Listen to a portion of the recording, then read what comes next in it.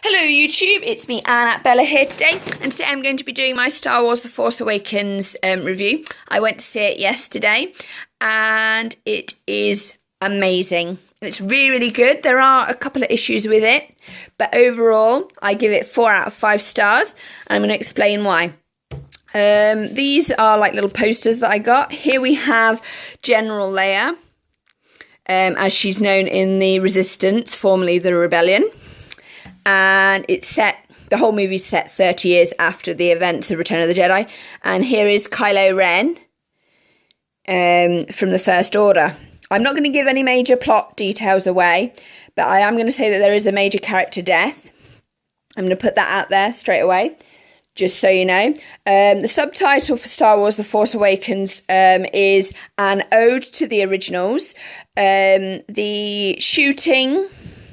The actual shooting of the film is epic. They use a lot of 3D models. So there's less CGI, computer-generated imagery for backgrounds.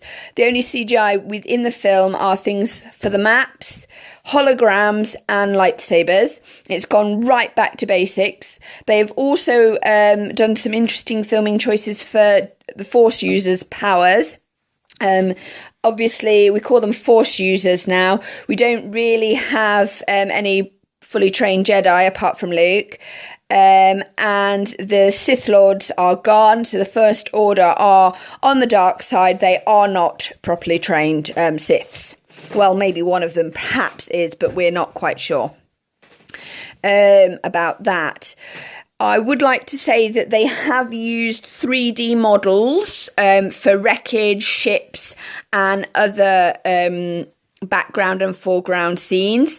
There's been an increased use of miniature creatures in the foreground as well as in the background, very much like the originals. The look and feel of the film feels very real. They've used a lot of stunts that have incorporated real people into the filming, which has been really good, and I appreciate that. They also have got BB-8 is actually a real robot, and it just means that the whole thing is grounded in a very earthy reality. The Millennium Falcon is back, but it's grimier and grungier, so it feels real, not so clean as in the prequel era.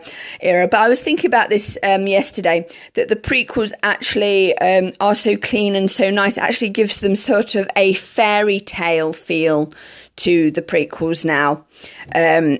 Which is interesting. I feel that The Force Awakens also kicks the prequels firmly into fairy tale land and makes them kind of mythic, because The Force Awakens also sort of re-establishes the original trilogy as the trilogy to follow and the one to actually watch and understand and get your lore from, because that's where this Star Wars universe is based.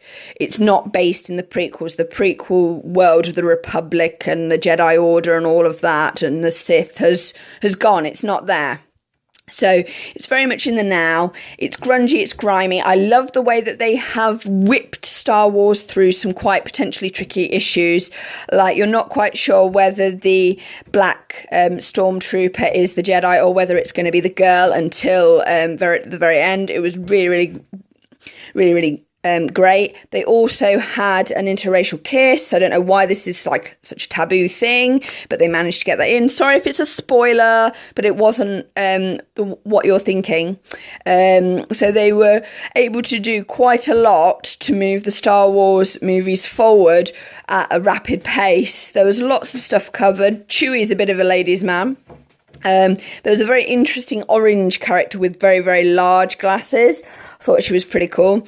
There are, obviously, lineage is going to be important, but I think that the Star Wars The Force Awakens trilogy is actually going to be more about women and mothers than it is about fathers and sons. I mean, originally, the guy who plays the Emperor, Ian, he has said that the subtitle for all of the Star Wars movies could be Fathers and Sons, from the prequels all the way up to Return of the Jedi, and he's quite right.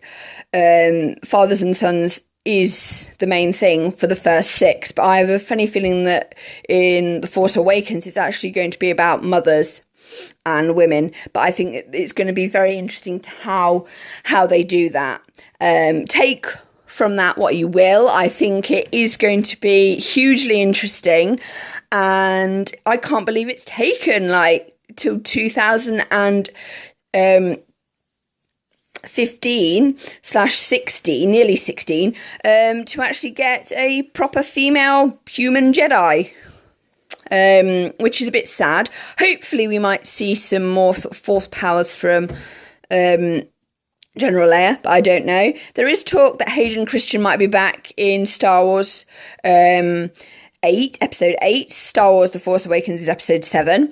I think it's quite cool.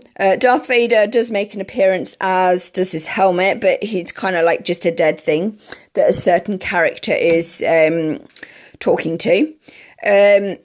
That's all I really want to say. I hope it's not been too spoilerific for you, but I really, really enjoyed the movie. It was a little over long. It was 2 hours, 50 minutes. I will say that the movie is quite violent. There aren't many Force users that use lightsabers in it, so guns are used, and they are used to full effect. It's a 12A, it's got moderate violence, then there are 2 scenes of torture, and I'd actually recommend not taking a child under 8 to see this movie. So that's just my point of view. Other people might feel differently, but I felt that it was moderately violent. It was what the ratings people had said. It is a 12A, and it kind of feels to me like a nod or a reappreciation to the originals, and there are loads of echoes of the originals within this one, and it actually feels like The Force Awakens was sort of like quick, let's cram everything in here that we need to do, because I feel that episode 8 is from when the real story is going to start. They've this has been the film to sort of tie all the loose ends together, to set up the characters for the next stage, to introduce new people. But I feel that from episode 8 it will run smoother, and you'll be fully engaged with the new story. There'll obviously be echoes of the past. There'll always be that in Star Wars, but I feel that the next film is where the new main characters, the new leads, Finn and Rey, will really come into their own, and possibly this fellow here, Kylo Ren. So it was really interesting film. I felt like the baddies were really well developed. A certain somebody had real issues with anger. Real issues. They didn't whine or anything. Luke was really whiny in A New Hope, and Anakin, oh my goodness, he was a bit of a whiner. Kylo Ren, he don't whine at all. When he gets miffed, he just whips out his lightsaber and starts slashing the place to bits. He's a bit of a loony, really, and actually I'm a bit scared of him. But he is quite, I don't feel that enhances his character. He's a bit ill-disciplined, and he does come across as very weak. He makes, like, if you thought Anakin Skywalker was weak, morally, he makes Anakin Skywalker look disciplined, self-control, and actually know what he's doing. Kylo Ren don't. He's just a bit lost, really. And he's really angry, and he's got a chip on his shoulder, and needs a good slap, to be absolutely honest. So this is the end of my review. I'm still going to give it 4 stars. I really enjoyed the film. It was nice to see R2-D2 and C-3PO again. I love BB-8. He's so cute. And I really love the fact that they've included lots of different animals and creatures in the foreground and the background, lots of detail.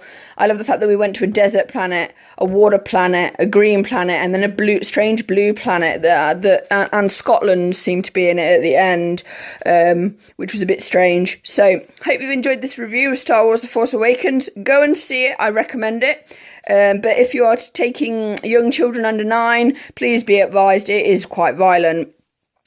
And it is a bit long. Towards the end, it could have been shorter, a little bit less padding, maybe a little bit editing. But then again, if they had done, people would probably moan that it was ended too quickly. So you can't win, can you? So like, comment and subscribe. And may the Force be with you, everybody. Bye!